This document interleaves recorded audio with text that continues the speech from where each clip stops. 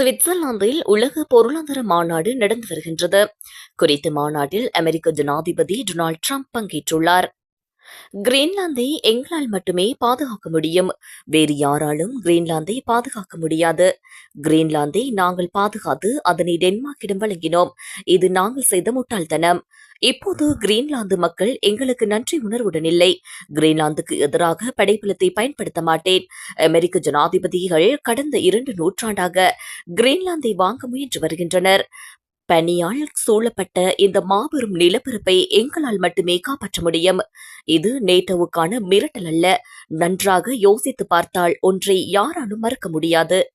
நாங்கள் நேட்டோவிற்கு எவ்வளவு கொடுக்கின்றோம், ஆனால் அதற்கு பதிலாக குறைந்த அளவில்தான் நேட்டோவிடமிருந்து பலன் பெறுகின்றோம். நான் பல ஆண்டுகளாக நேட்டோவை எதிர்க்கும் விமர்சகராக இருந்து வருகின்றேன்.